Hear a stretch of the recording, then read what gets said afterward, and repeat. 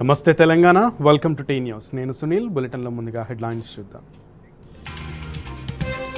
మోదీ పాలనలో దేశం సర్వనాశనం, అన్ని రంగాల్లో దివాళా తీసిందన్న సీఎం కేసీఆర్. యశ్వంత్ సిన్హాకు అనేక రంగాల్లో విశేష అనుభవం, రాష్ట్రపతి ఎన్నికల్లో ఆత్మ ప్రబోధానుసారం ఓటేయాలన్న సీఎం. కేసీఆర్ లాంటి నాయకుడు దేశానికి అవసరం, భవిష్యత్తులోనూ కలిసి పనిచేస్తామన్న యశ్వంత్ సిన్హా. ట్విట్టర్లో ట్రెండ్ అవుతున్న Modi must answer hash tag, CM కేసీఆర్కు మద్దతుగా గొంతు కలిపిన నెటిజన్స్. తెలంగాణ కాంగ్రెస్లో యశ్వంత్ పర్యటన చిచ్చు, రేవంత్ ఓవర్ యాక్షన్ చేస్తుండని జగ్గారెడ్డి ఫైర్. రాష్ట్రంలో కొత్తగా 1663 పోస్టుల భర్తీ, ఆర్థిక శాఖ అనుమతి, ఉత్తర్వులు జారీ. తెలంగాణ ప్రశ్నిస్తుంది, యావత్తు దేశం గొంతు కలుపుతుంది. ఇది ట్విట్టర్లో నయా ట్రెండ్. మోదీ సర్కార్ దుర్మార్గాలను దునుమాడుతూ తెలంగాణ నుంచి సీఎం కేసీఆర్ ప్రసంగిస్తేనో, లేదా మంత్రి కేటీఆర్ మరో నేతనో ట్వీట్ చేయగానే అది వైరల్గా మారి దేశవ్యాప్తంగా ట్రెండింగ్లో నెంబర్ 1గా నిలుస్తుంది. ఇవాళ కూడా అదే పరిస్థితి. తెలంగాణకు, భారతదేశానికి చేస్తున్న ద్రోహాలకు మోదీ సమాధానం చెప్పి తీరాల్సిందేనని సీఎం కేసీఆర్ డిమాండ్. ఇదే మోదీ మస్ట్ ఆన్సర్గా ట్విట్టర్లో హ్యాష్ ట్యాగ్గా మారింది. ఇవాల్టి టాప్ ట్రెండింగ్ న్యూస్లో బుమ్రా వార్త తర్వాత టాప్ 2లో కొనసాగుతుంది. మోదీ మస్ట్ ఆన్సర్ అంటూ యావత్ దేశం గొంతు కలిపింది. దీంతో ట్విట్టర్లో ట్వీట్ల మోతం మోగుతున్నది. మోదీ అసమర్థ విధానాలను ఎండకడుతున్నది. మొన్న మోడీ మస్ట్ రిజైన్, నిన్న బై బై మోదీ, ఇవాళ మోదీ మస్ట్ ఆన్సర్.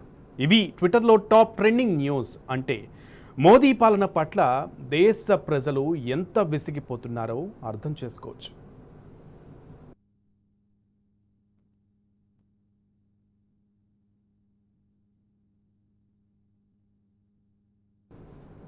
ప్రధాని మోదీ ఇచ్చిన హామీల్లో ఒక్కటి కూడా నెరవేర్చలేదని సీఎం కేసీఆర్ మండిపడ్డారు. ఎన్నికల సమయంలో ప్రజలకు తీయటి మాటలు చెప్పడం, ఎన్నికల తర్వాత అబద్ధాలు ఆడటం మోదీకి అలవాటని విమర్శించారు. రైతుల ఆదాయం రెట్టింపు చేస్తామని చెప్పి అధికారంలోకి వచ్చిన తర్వాత నల్ల చట్టాలతో అన్నదాతలను రోడ్డుపాలు చేశారన్నారు. హైదరాబాద్ సమావేశాల్లో మాకు వ్యతిరేకంగా చాలా చెబుతారని, కానీ మేము అడిగిన ప్రశ్నలకు కూడా సమాధానం చెప్పాలని సీఎం కేసీఆర్ డిమాండ్ చేశారు. क्या हो रहा है इस देश में? आज जो कुछ भी हो रहा है गलत हो रहा है. ऐसे स्थिति में देश को खामोश नहीं रहना चाहिए, आवाज उठाना चाहिए, सबको एकत्रित होना चाहिए और एक परिवर्तन ऐसा वैसा नहीं, एक उच्च गुणवत्ता वाली परिवर्तन. We need to bring in a qualitative change in Indian politics. It's the requirement of the nation today. आज के हमारे जो प्रधानमंत्री है 2 दिन के लिए यहाँ रहने वाले हैं, गला फाड़ फाड़ के हमारे खिलाफ बोलने वाले हैं.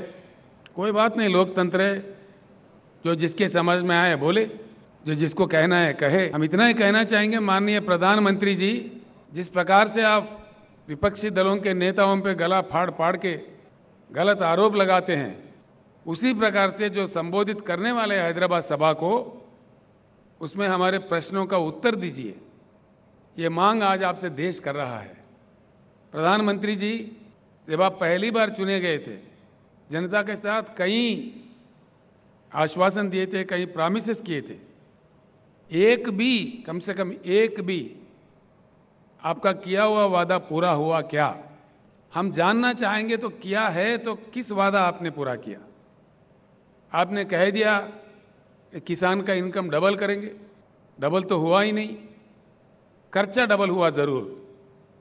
आपने जिस प्रकार से डीजल बढ़ा दिए, पेट्रोल बढ़ा दिए, बिजली का कीमत बढ़ा दिए, खाद का कीमत बढ़ा दिए, और आपने जिस प्रकार से 3 बिल लाए हैं खेती किसानी को लेकर के, 13 महीने इस देश में किसानों ने आंदोलन किया आपके सरकार के खिलाफ, आपके नीतियों के खिलाफ.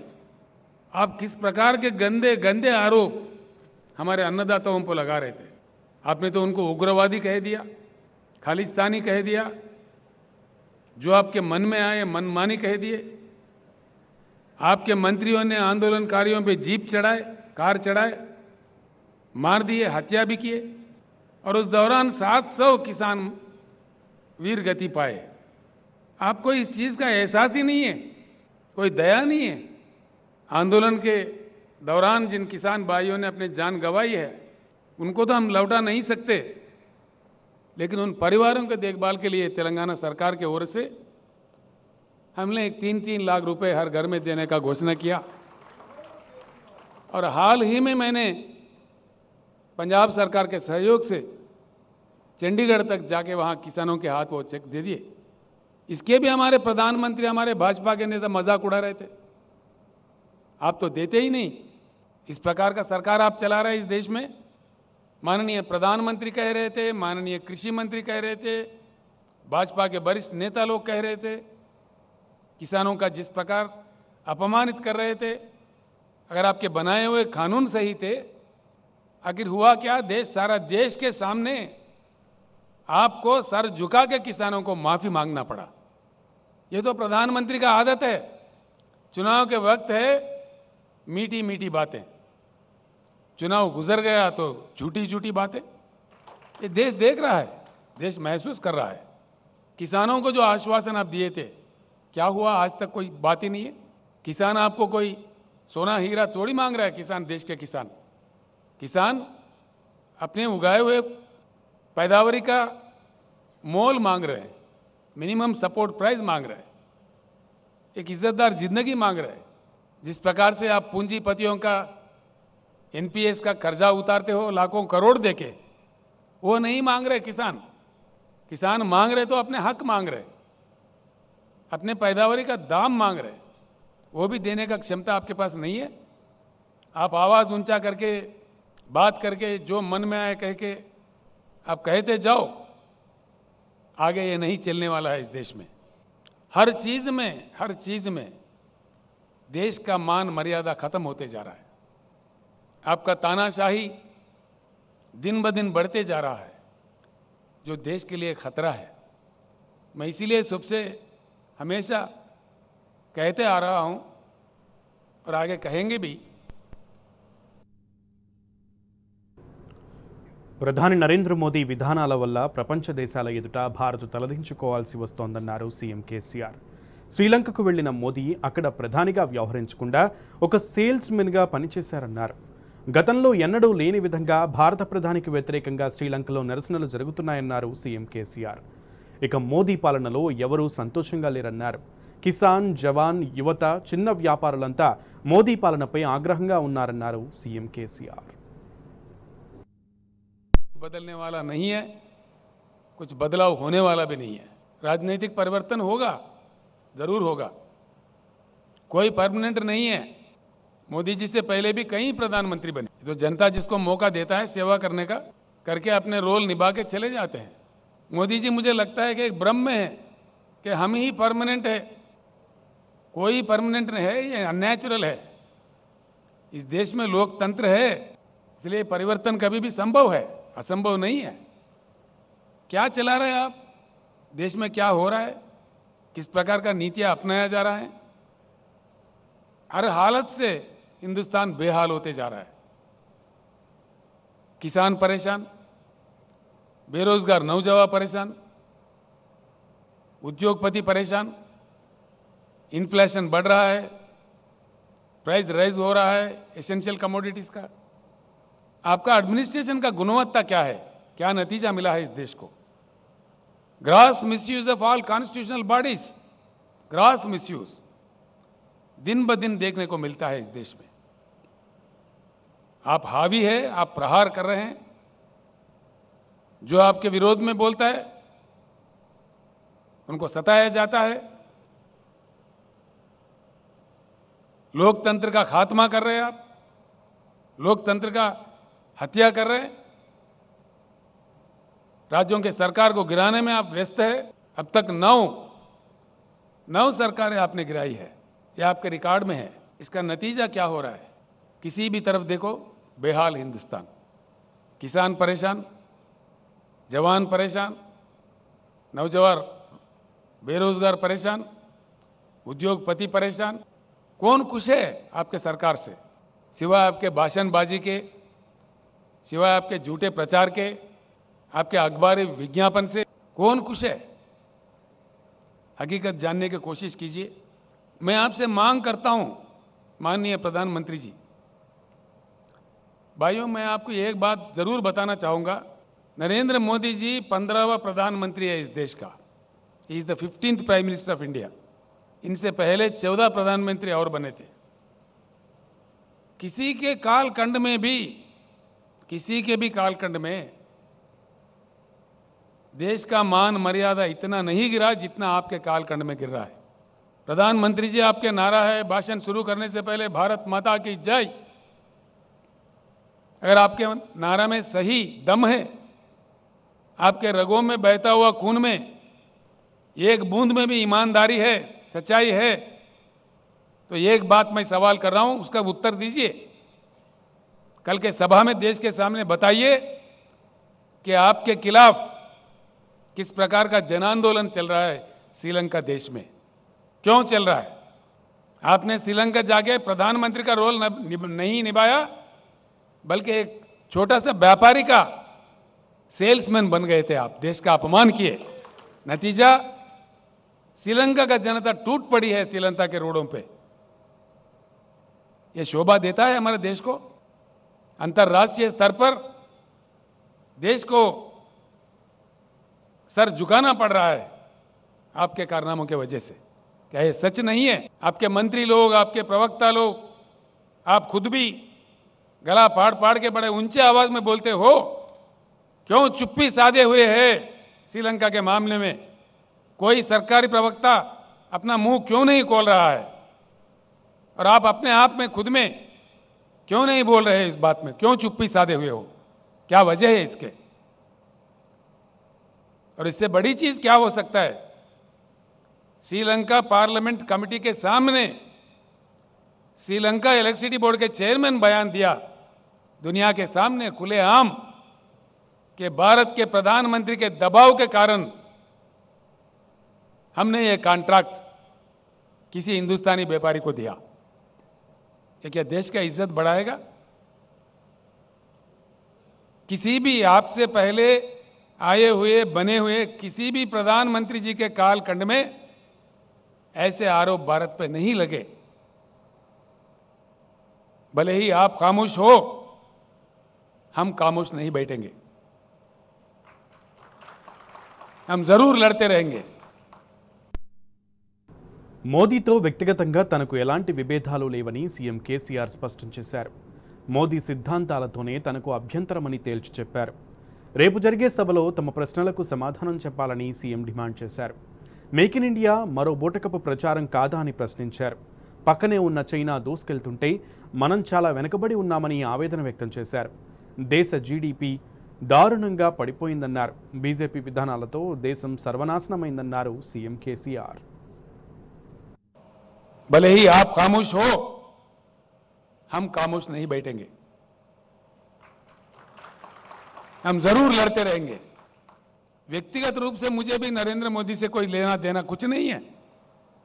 आपके जो पॉलिसीज है, जो किसान विरोधी, जनता विरोधी, लोकतंत्र विरोधी, तानाशाही पॉलिसीज जो है, जिस प्रकार का जुल्म, सरकारी संस्थाओं का दुरुपयोग आप कर रहे हैं, उसके विरोध में हम बात करेंगे। पॉलिसीज पे हम बात कर रहे हैं। अगर आप ईमानदार है, सच्चे हैं, तो कल के पब्लिक मीटिंग में हैदराबाद से ही भारत के जनता को उत्तर दीजिए। बताइए साफ साफ क्या हुआ श्रीलंका में, ये हम आपसे पूछ रहे हैं। वरना हम आपको दोषी मानेंगे, बिल्कुल दोष देंगे आपको। आपका और एक नारा था जब आप प्रधानमंत्री बने थे, मेक इन इंडिया। मैं पूछ रहा हूं माननीय प्रधानमंत्री जी, कुछ नतीजा मिला इसका? आपके डर से, आपके रवैया से, आपके नीतियों से पूंजीपति अपने निवेश को वापस लेकर देश से भाग रहे हैं। भूतपूर्व केंद्रीय सरकारों के गलत से पहले हमारे देश से बहुत सारा ब्रेन ड्रेन हुआ। अब आपके कालखंड में आज निवेश का ड्रेन हो रहा है। लाखों करोड़ विथड्रा करके विदेशों में जा रहे हैं। मेक इन इंडिया में लोग नहीं आए, मेक इन इंडिया में कुछ नहीं हुआ। ये तो झूठ था, बिल्कुल झूठ, सफेद झूठ। कल के भाषण में बताइए क्या हुआ मेक इन इंडिया में? कितने भारी उद्योग चले गए, कितने श्रमिक रोडों पे आ रहे हैं आपके गलत नीतियों के कारण से। तुलना कीजिए अगर आपके पास बुद्धि की कमी है तो सीख सकते हैं। हमारे बगल में हिमालय के उस पार रहने वाले चाइना में क्या हुआ, वहां बातें कम, काम ज्यादा, अच्छा नतीजा। यहां हमारे पास बातें ज्यादा, काम कुछ नहीं, गलत नतीजा। मेक इन इंडिया को लेके चाइना में किस प्रकार का क्रांति आया, कितने उद्योग आया, कितने निवेश आए। माओ साहब के दौर तक चाइना गरीब से गरीब था, उनका जीडीपी हमसे कम था। आज 16 ट्रिलियन इकोनॉमी से, 16 ट्रिलियन डॉलर इकोनॉमी से चाइना है।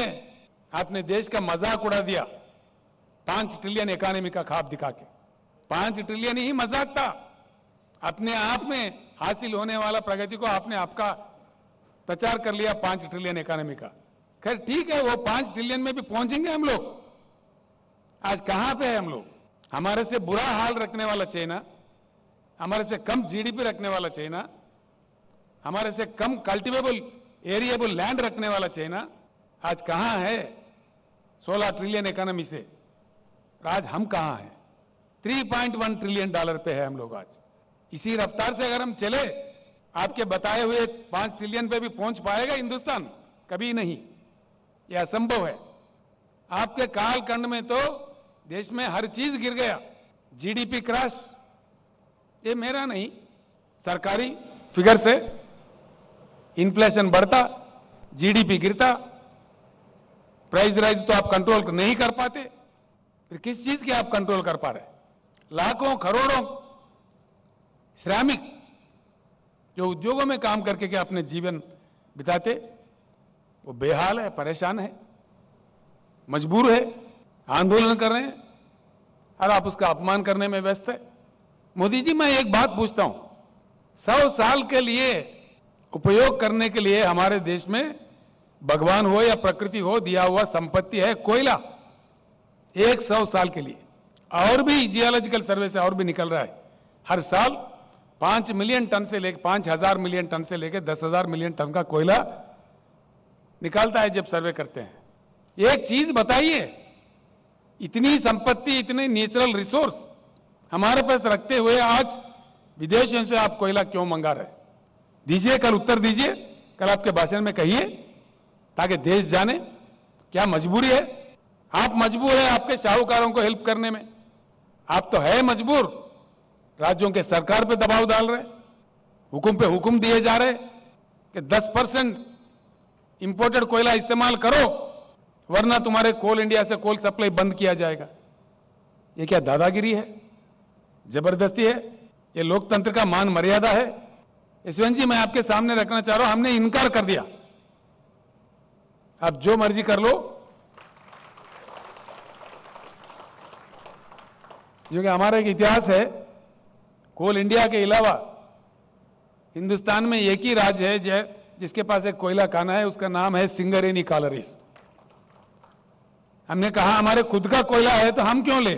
हैरत की बात यह है, हिंदुस्तान का कोयला 4,000 के अंदर एक टन मिलता है। मोदी जी का जो कोयला है 25 से लेकर 30,000 का मिलता है, 4 गुना 5 गुना ज्यादा दाम देके, क्योंकि इनका दोस्त है एक साहूकार, वो इंपोर्ट करता है। इसीलिए मैं आपको टाइटल दे रहा हूं कि आप प्रधानमंत्री का काम नहीं कर रहे हो, आपके साहूकार दोस्तों का सेल्समैन बन के काम कर रहे हो। हां बिल्कुल, हम आपका कोई व्यक्तिगत निंदा नहीं कर रही है। आपका जो कोयला इंपोर्ट पॉलिसी है उस पर हम आपको दोषी ठहरा रहे हैं। अगर आप दोषी नहीं है, आप सही है, तो कल उत्तर दीजिए। बड़े हिंदुस्तान के आपका सारा फौज उतार के आप आयोजित कर रहे हो, खुशी की बात है, कीजिए, हमें उससे कोई एतराज नहीं है।